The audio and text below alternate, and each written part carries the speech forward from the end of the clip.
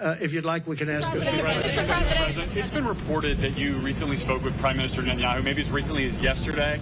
Can you clarify when the last time was you talked to him, and what advice, if any, you're giving him about a ceasefire, about ending this war? The last time I saw him was at Mar-a-Lago, and he came with his wife and a large group of people, and we had a very good relationship with him and with Israel. Again, this would never have happened. October 7th would have never happened, would have never, ever happened. And he asked for the meeting. We had the meeting. It was about 2 hours, 2.5 hours long. And I expect I might be talking to him, but I haven't since then. No. Did you encourage him not to take a ceasefire deal? Did you give him any advice about ending the war? No, he knows what he's doing. I did encourage him to get this over with. You want to get it over with. It has to get over with fast. But have victory, get your victory, and get it over with. It has to stop. The killing has to stop. Yes, please. Mr. President. Thank you, President Trump.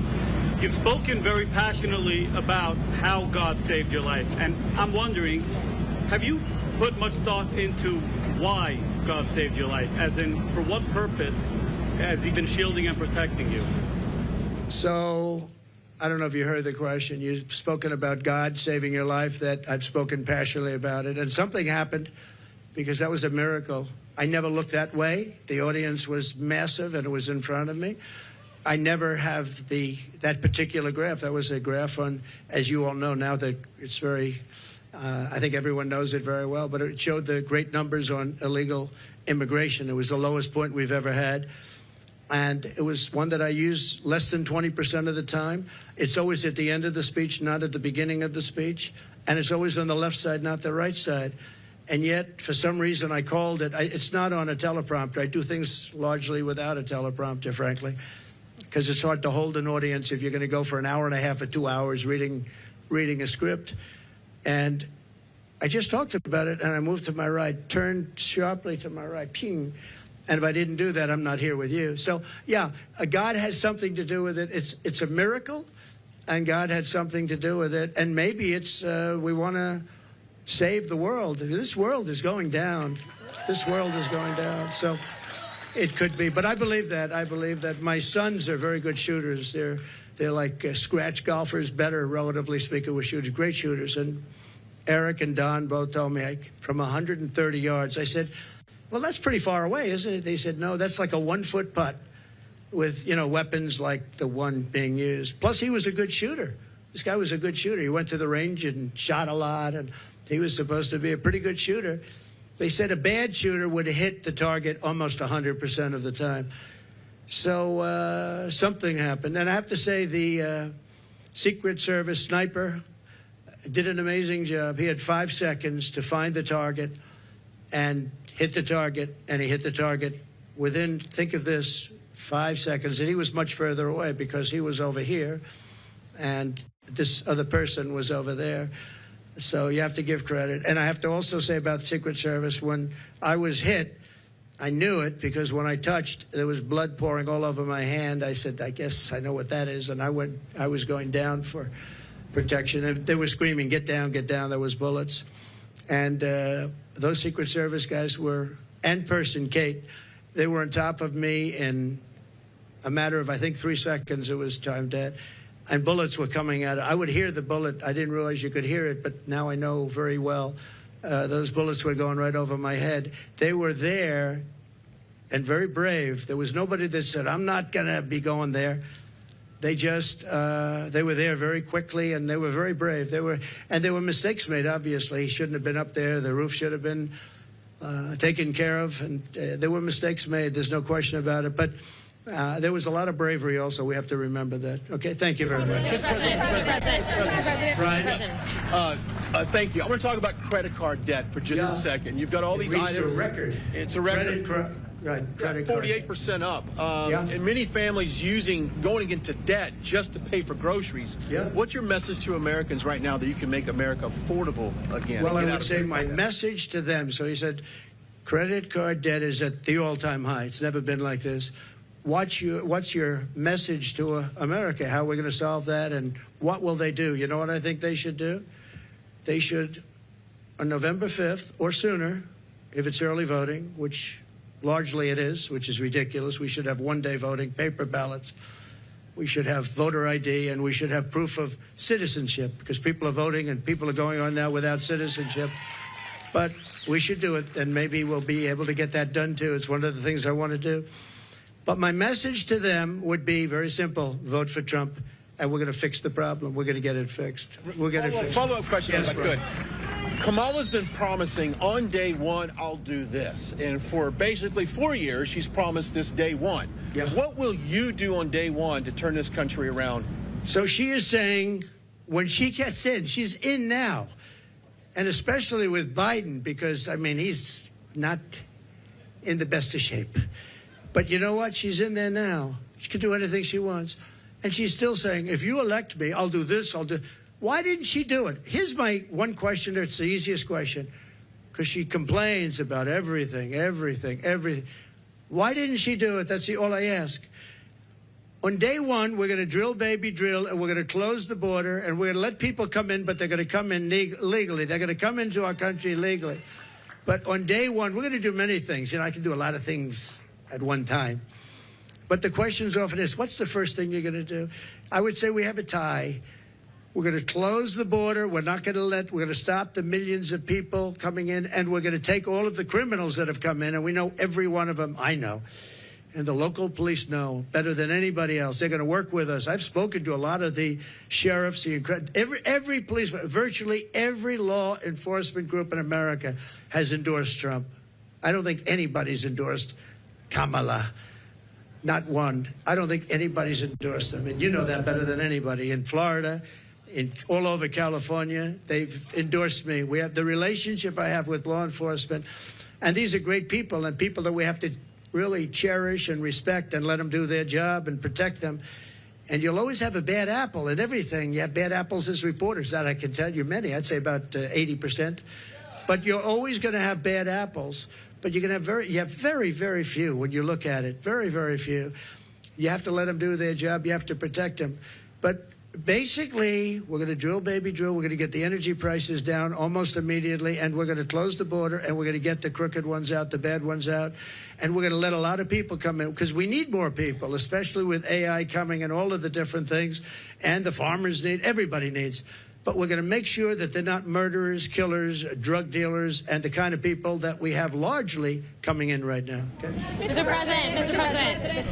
Many of your allies who want you to win in November say your current strategy isn't working, that you need to stop with the personal attacks on Kamala Harris and deliver a more disciplined message. Do you agree? And also, you added more people to your campaign today. Yeah. Is that a sign of a shifting strategy? No, I think it's a sign of we want to close it out. We have great people. Susie is fantastic, as you know, and Chris is fantastic. They're leading it. Corey Lewandowski's coming in. He'll be, personal envoy, or he'll be at some level. They're going to be, they're doing a great job. Look, we've taken, with all of the abuse we've taken from the fake news media, all of this horrific abuse we take, and all I want to do is make the country good. All I want to do is have strong borders and good education. We want to have choice for education. So important. So many different things. You would think it would be the other way. We rebuilt the military. We did so many great things. But that's the way it's been for Republicans, and I guess more so for me than anybody in history, and that's okay, because we're leading in the polls. For the most part, we're leading in the polls. We were leading Biden by a lot.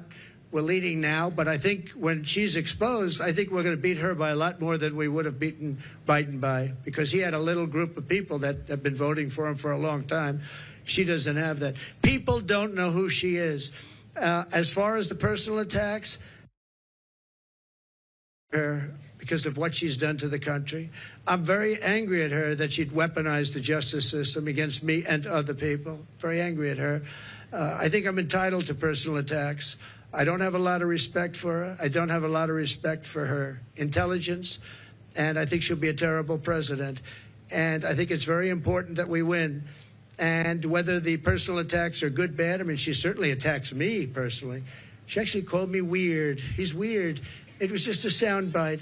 And she called J.D. and I weird. He's not weird. He was a great student at Yale. He went to Ohio State, graduated in 2 years, at the top of his class, and all of these different things. And we have this guy that's running a very failed state, who's had a terrible career. I mean, you have him saying they're weird. No, he's a weird guy. And she's weird in her policy. Who wouldn't want to have strong borders? Who doesn't want to have lower taxes? You know, all my life I've watched as politicians campaigned, and I've always been on, you know, for the most part on the other side, on the side that these people are on. And they always talked about, we're going to reduce taxes. This is the only campaign I've ever heard where they're saying, we're going to increase your taxes. And then people say they're going to vote for him? I don't know. So I don't think so. I don't think people know who she is yet. When people, because really people didn't know. You can ask the man on the street. I saw it on one of the shows today. They asked the man on the street, what's the last name of Kamala? Nobody knew. It's Harris. Nobody knew the last name. I don't even use it because nobody knows who I'm talking about. People don't know who she is. She's a radical left socialist. But beyond that, I mean, she's way beyond socialism, who's going to destroy our country. And when they find out, I think you're going to see something. But right now, even not knowing her, and with all of the, like the cover of Time magazine, they didn't put a picture. They got a great artist to do it. What was that all about? You know, what was that all about? The whole thing is crazy. I just want to win for the country. Some people say, oh, why don't you be nice? But they're not nice to me. They want to put me in prison, you know, just so you understand. You know, they tell me I should be nice. They want to put me in prison. It's never happened before in the history of our country. I did nothing wrong. I have crooked judges. I have crooked prosecutors. And they're all Democrats, all Democrat areas, other than in Florida where you had a brilliant judge who ruled in my favor. I won the case, the documents case, won it in its entirety. And Jack Smith, deranged Jack Smith, suffered a defeat. But in New York City, everything's clubhouse, everything. I know it very well. I grew up there. I know it very well. And we have a very crooked system. And it's one of the reasons that New York is dying. Nobody wants to come in. No companies want to come in because the courtroom system is so corrupt, both at a federal level and at a state level and a city level. And they put you into an area where you have 3% Republican vote. It's all a rigged deal, just like Fani, F-A-N-I, Fani, with her boyfriend. And I think that's been discredited, too. They've been discredited. But think of it. They don't want me to be a little bit nasty. They want to put me in prison, me. They want to put me. It's never happened before in the history of our country. It's happened in third world countries, but it's never happened here. And they're in danger because you create a precedent for doing that. And once that happens, that's a really bad thing. You know, in the years before, and I've said this a few times, not too much, but with Hillary, she was subpoenaed by Congress to give everything she's got, and she burned it. She acid washed it, bleach bit, they call it. She totally scrubbed it, and then they broke everything with hammers, with fire. They burned it. And then she said, I don't have anything. Well, it turned out that she had a lot to give. And everybody said, lock her up, lock her up. And I used to go easy, just easy, easy. Then we won. And I said, wouldn't it be terrible? And you know, I lose. Some people are upset when I did this, but you have to look at it maybe differently now. I say, wouldn't it be terrible to put the wife of the president, former president of the United States, into a prison? Now think of that. Hillary Clinton, she was Secretary of State. She was the wife of a president of the United States who used to be a friend of mine before I ran for, you know, for politics. He was a friend of mine. Used to play my golf course all the time. I have a great golf course right next to their home in Westchester. He used to be there all the time. It was his favorite course. But you know what? I could have done that very easily. She was so guilty. And I said to my people, wouldn't it be terrible to put, I don't know, wouldn't it be terrible to take, and we won the election, wouldn't it be terrible to take a former Secretary of State who was the wife of the President of the United States and put her into a prison? But that's what they want to do with me. And I did nothing wrong. It's all crooked politics and really crooked judges. You know I have a gag order. Do you know I can't even talk about it right now? Do you know that I have a judge who has a gag order? He doesn't want me to talk. And the reason he doesn't want me to talk is because what I say is so devastating and so horrible for him. But think of it. I have a gag order. There's never been a politician in history, I mean, probably for any politician for a city council office. I'm the leading candidate to be president. I won virtually unanimously. You know, I beat everybody. It was the quickest primary in history. There's never been one that was done so early. I had people that were very talented people, and I beat them by 45, 50, 60, 70, 80 points.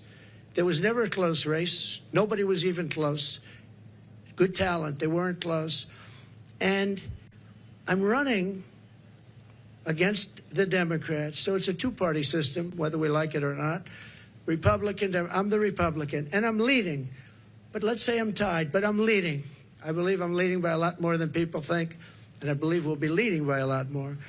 And I have a judge who put a gag order on me. So when you ask me a question, or when you ask me a question, I can't give you an answer, because if I give the answer, they want to put you in jail. He said, we'll put him in jail if he talks beyond the gag order. And this is in a state where, unfortunately, the laws have been very bad, and they haven't been upheld by the appellate divisions generally. Although I have one case where we a certain judge, I won't use names, but the Attorney General case where we won 5 appeals on the same case, the most ever trial. It was a ridiculous, horrible decision where you have a very, very biased voting population and a judge whose hatred of Donald Trump was beyond belief. And we won the case, but he ruled a ridiculous amount of money, civil case, ruled ridiculous. Now, this is what they're doing is interference with an election. They want to interfere. Look at the one thing they want to sentence right before the election takes place. Let's sentence him, because who's going to vote for him if we sentence him? Let's sentence him right before. No, this is interference with a presidential election at a state level, and it's a state that always goes Democrat. It's interference, and as you know, the Supreme Court ruled recently on immunity, and I'm immune from all of this stuff that they charge me with. But isn't it a terrible thing? And yet Hillary Clinton, when it came time to make a decision, I said, I don't want to put the wife of the President of the United States in prison. I want the country to come together and to be unified. And here it is a few years later, and these people say, let's put him, why? Because I challenge an election? Because I want to challenge an election, or some other reason? It's a really disgraceful thing. It's a shame. And it's a very dangerous thing for both parties, because once they start that ball rolling, once they started rolling, that's a nasty ball. Yes, please. Please. 2 quick questions here. Nikki Haley told our Brett Baer that Republicans need to stop whining about Kamala Harris, focus on courting those independents, those suburban women, the moderates out there. What do you think of that strategy, and would you consider having Nikki Haley on the campaign trail with you? Sure. I think that we've done very well. I think that we're hitting a nerve. I think this is a different kind of a race. All we have to do is define our opponent as being a communist or a socialist or somebody that's going to destroy our country. You know, I fought Nikki very hard. I beat her in her own state by legendary numbers. And I get along with her fine. I appreciate that she endorsed me and all of that. No, I think that I think relatively to what they're doing and how radical they are and how, in many ways, how sick they are, I think I'm doing a very calm campaign. I mean, we're here. There's no shouting. Now, you'll say he ranted and raved, and not you, but some of you will say he ranted and raved. I didn't rant and rave. I'm a very calm person, believe it or not. If I wasn't, I probably wouldn't be around anymore, you know? Probably wouldn't be around. But no, I think I appreciate her advice. I have to do it my way. You know, I ran against her, and I did it my way. People said I should maybe do it a different way, but I won in South Carolina by numbers that nobody's ever seen before. You know, it wasn't even close. And I think she's a good woman. I'd love to have her support. Yeah, she gave me support, but I'd love to have her go around and campaign. Quick follow-up on the economy. You mentioned this in your remarks. Vice President Kamala Harris wants to put a ban on price gouging. Do you think that the federal government should be responsible for determining food prices? Well, not only responsible, they probably can't do it legally, and that will drive up prices. She wants no fracking. Now, she may go and change that. I think she's already changed it. But she wants to have no fracking. I want no fracking. But for her whole life, she said that, no fracking. Then about, I don't know when, a couple of months ago, all of a sudden when she started looking at polls, remember this, she all of a sudden says fracking. I don't think I won Pennsylvania, and I did much better the second time. I won it in 2016, did much better the second time. I know Pennsylvania very well. I don't think there's any way in hell that somebody that's intelligent living in Pennsylvania is going to vote for somebody that basically will eventually end fracking, end fossil fuel. So whether it's Oklahoma or Texas or Pennsylvania, a big energy state, people don't realize that 350,000 people work in that industry. But maybe more importantly, they don't want to pay $9 a gallon for gasoline. So, no, I think that she's made statements. I don't know how you get out of it. I don't know how you can say for 10 years there'll be no fracking. I mean, we have tapes of her laughing at the stupidity of the question. Of course I'm not going to allow fracking. Then all of a sudden, a few months ago, she comes out in favor of, oh, yes, I'd allow fracking. I don't think anybody in Pennsylvania will be. I think she's going to do very badly in Pennsylvania. You have to frack. We need the energy, and Pennsylvania needs the jobs, but Pennsylvania needs the energy also. That energy is going to support our new system for AI and all of the other modern things that need massive amounts of electricity and energy, massive. So it's a very good question, actually. But we have to unify as a country. We have to come together, and I think we can. You know, I get that question oftentimes, and I used to think maybe there's no way because, you know, some people want a border, some people don't want a border. Most people do want a border. But there's such a difference in people. But just before COVID coming out, so 3 years, we went a long period of time, and we had an economy going the likes of which no country had ever seen before. I think you would agree. There's never been anything like it.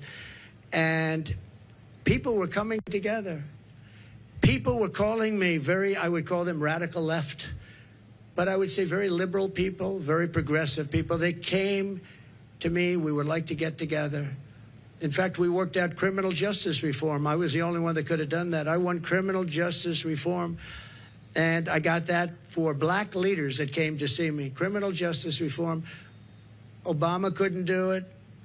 Biden wouldn't even try. But nobody could do it. I got that done. And I got conservative votes to get it done. They needed at least 5 very conservative votes. It was very hard to do. I got that done. Our country was coming together. And, you know, I can tell you the story of criminal justice reform. When you do that, that means that's a big step.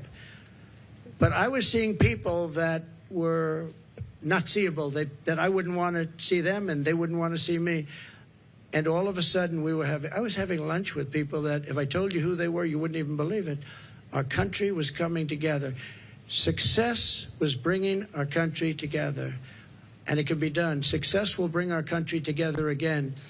It can be done. It was an amazing phenomenon. And I used to say, I don't know, it's awfully tough to get it together. I've never seen anything like it. Like, for instance, me getting criminal justice reform done. And I did that with Democrats and some very conservative Republicans who said it's very unfair where people are staying in jail for 35, 40 years. And today they wouldn't even be charged with a crime for what they did. And we got it done, and I was very proud of it. But our country was coming together. The black population had the best numbers they've ever had on jobs, on income, on everything. The Hispanic population had the best numbers. Asian population, men, women, young people with diplomas from the best schools, Harvard, MIT, the Wharton School of Finance. They're all coming together, and everybody was happy. And young people without a high school diploma. The best MIT students and people without a diploma were all working. They were making more money than they've ever made. There wasn't one group that wasn't doing better than it was the year before, 2 years before, or 10 years before. It was the best our country had ever done, and we were leapfrogging China. China didn't have a chance. I took in hundreds of billions of dollars in tariffs from China. Hundreds of billions of dollars. No president ever took in 10 cents. And what happened was an amazing thing. We had a great, successful country. and our country was unifying. It was the first time anyone's seen it, but our country was unifying. From some of the polling out there, I know you're saying that you're leading in some polling, but there is other polling out there. A Fox News poll out just yesterday has you up by just 1 point. How do you break away? 1 or 2 points, yeah. And Fox News has always been my worst poll, believe it or not. And even Fox News had me up by 1 or 2 points yesterday. Came out, I think, 2 points, 1 point.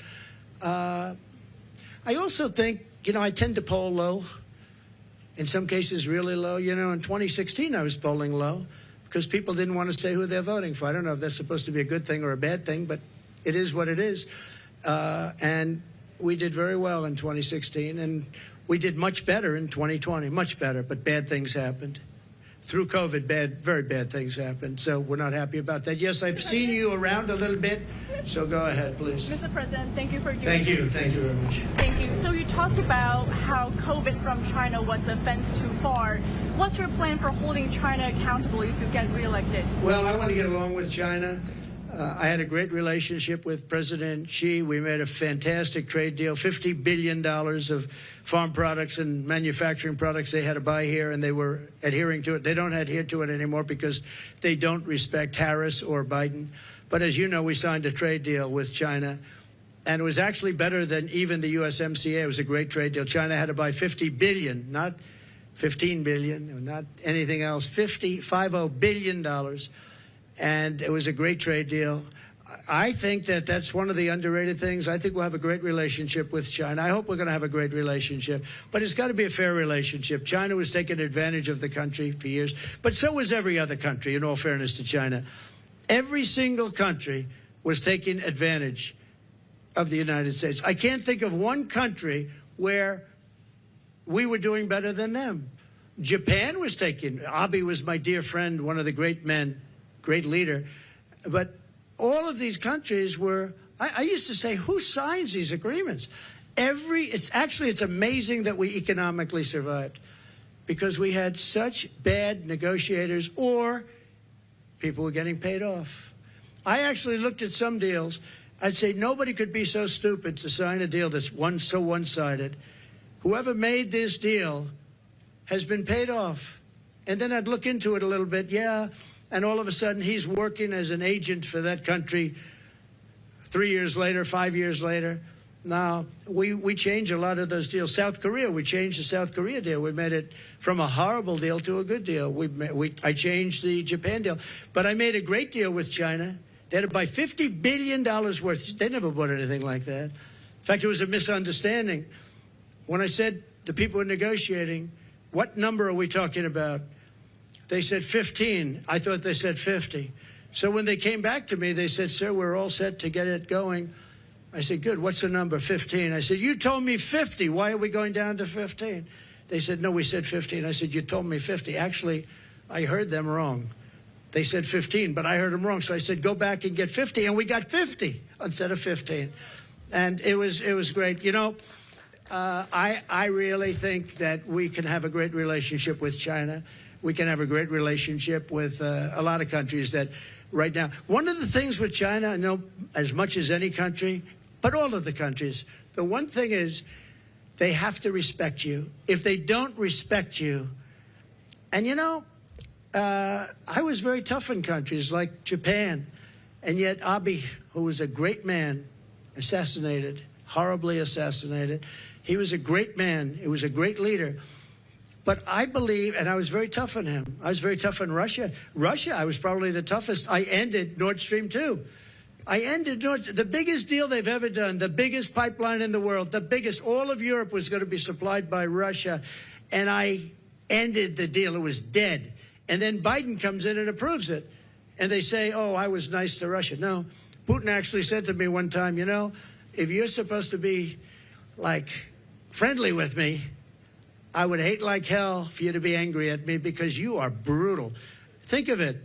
Not only that, the sanctions, but forget the sanctions. I ended Nord Stream 2. The pipeline was dead. And then Biden comes in, and he got $3.5 million, in all fairness, from the mayor of Moscow's wife. Remember that? During the debate, we brought it up, and Chris Wallace, who's not the father, he is not, there is no resemblance between him and Mike Wallace, that I can tell you. He said, you shouldn't be talking about that. I said, why not? They got the family, $3.5 million from the mayor of Moscow's wife. Why wouldn't I talk about that? He wouldn't let me talk. I said, I'm negotiating against two people, not one. I turned out to be right, because a year later, that was a big scandal. Why did he get $3.5 million? But Biden approved immediately the pipeline in Russia, Nord Stream, and he killed the Keystone XL pipeline, 48,000 jobs. He killed it. He did the exact opposite of what he should have done. Yes, please. I know you had your hand up. Nice to see you. Thank you, Mr. President. Thanks for taking my question. You referenced your conversation with Elon Musk earlier this week. I want to ask you about that. You praise how he treats workers, saying they go on strike, and you say that's okay, you're all gone, so every one of you is gone. Are you really comfortable with companies threatening to fire workers who go on strike? Well, no, I want companies to get workers that are going to love them and work for a wage that lets the company make a profit so they can go and expand. In that case, they moved, as you know, they moved the company from California, Elon, from California to Texas, because they were able to get things that California wouldn't give. And I did ask him one question. You're moving a very big company out of California that's been there for years into Texas. Did the governor ever call you and say, like, let's work it out because we don't want to lose you? And he said he never called. Governor Newsom, he never called.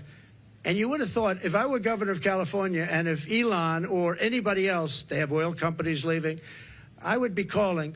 But no, Elon wants to run an efficient company, and if he has to he got rid of a lot of people on X, or former Twitter. A lot of people gone, and it still works.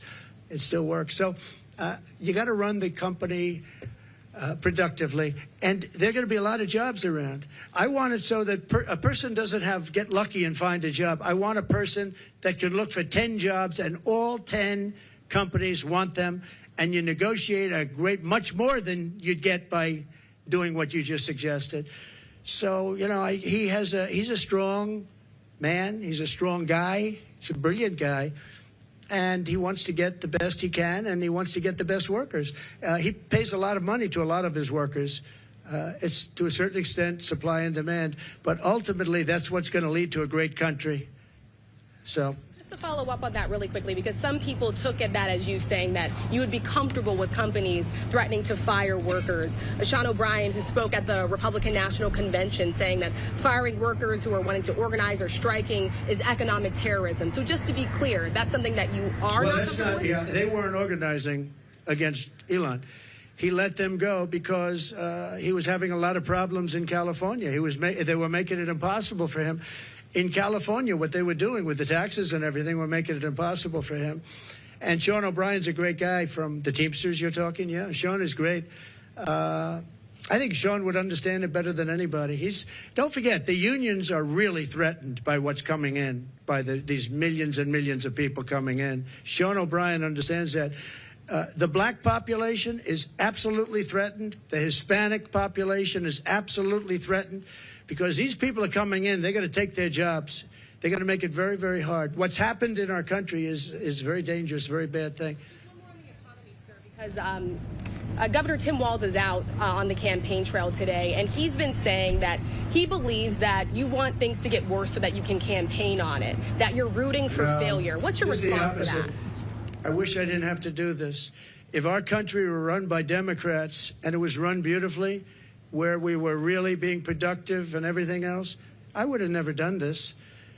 I wouldn't have done it if I thought I couldn't have won. I think I can win. I think I can win easily once they're exposed for what they are, which is, you know, radical left lunatics, and that's what they are. They're going to ruin.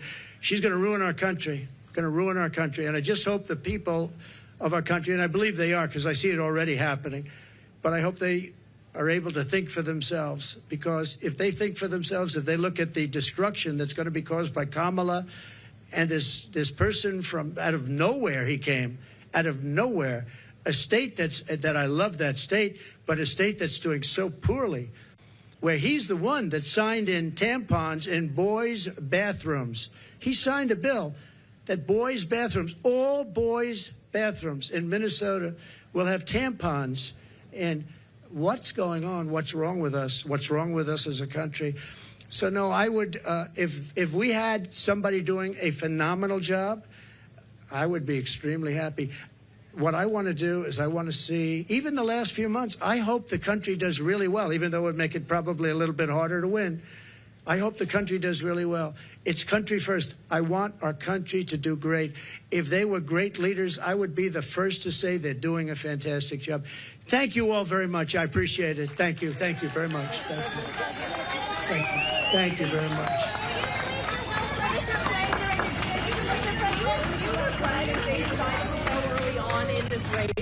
What? Do you regret debating President Biden so early on in the race? Do I regret debating Biden? So it was his request. He said we should get the debates on early, and I was willing. Don't forget, I got CNN, I got Jake Tapper and Dana Bash. They're not Trump people. They wanted to have a debate where their mics are turned off when the other person's answering the question. They gave me every single thing that I couldn't approve, and I said, yeah, I'll do it. So they got the debate on their terms. They got the network that they dreamt of. But that was really his decision. I had to decide whether or not I felt I wanted to debate him. And I think they didn't want to debate, but I agreed to every single thing. It was a debate where they said, we'll give him something that it'll be impossible for him to accept, and I accepted all the terms, other than when they had us sitting down at a desk, and I said, I think that makes us look bad. I don't want to sit down. Let's stand up. And they agreed to that. Other than that, we gave them CNN, we gave them Dana, and we gave them Jake. And by the way, I have to say, Jake Tapper and Dana Bash were unbelievably straight and honest, and I give them a lot of credit for that. A lot of people were saying you couldn't have a fair debate. I think we have that with ABC. I have some people at ABC that don't like me too much. I find it to be about the worst. George Slobodanopoulos. I have a lot of people at ABC that I find it to be actually the most unfair of all the networks, and they want to do it on ABC. Whatever, I don't mind. The question that you're asking, though, about whether or not the debate should have happened would have been a better question to ask of Joe Biden, because had he not done the debate, he would still be running for president and people would be hiding him, just like they're hiding her right now. You know they're hiding her no different than him, because I believe she's grossly incompetent, and I don't think that when people hear what she has to say, they're going to buy it. Thank you all very much. Thank you. Thank you.